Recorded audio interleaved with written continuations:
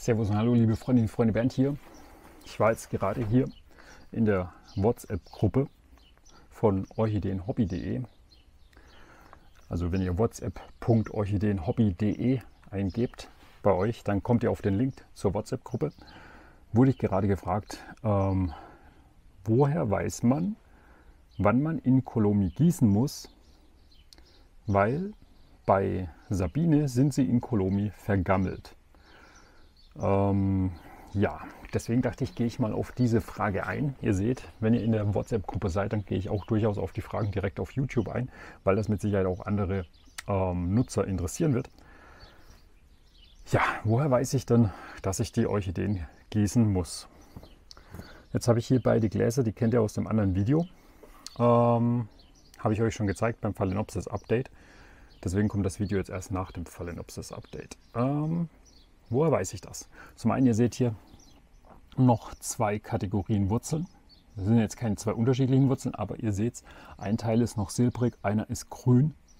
Wenn da unten im Glas, wenn ihr vorausgesetzt, ihr kultiviert eure Orchidee im Glas, gilt aber auch für die Orchideen hier im Topf, wenn eure Wurzeln noch schön grün sind oder es noch Wasser im Topf gibt, man sieht das zum Beispiel hier, da sind noch so Wassertropfen am Topf, ja, dann ist es immer noch zu nass für eure Orchideen.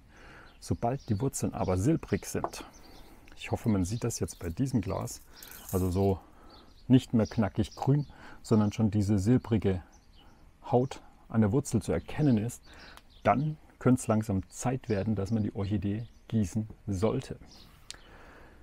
Nochmal, ich wurde so oft zum Thema, wie man Orchideen gießen soll, wie oft man sie gießen soll, gefragt. Eine pauschale Aussage, dass ihr das einmal in der Woche, zweimal, dreimal, viermal oder alle 3 Wochen nur machen sollt, kann ich euch nicht geben, weil es ist von Standort zu Standort unterschiedlich. Ich weiß nicht, ob die Pflanzen bei euch am West- oder Südfenster der vollen Sonne ausgesetzt sind und schnell austrocknen. Das müsst ihr beobachten. Wichtiges Erkennungsmerkmal dafür, dass man gießen sollte, ist, wenn sich am Glas oder am Gefäß kein Wasser abschlägt und die Wurzeln komplett silbrig sind.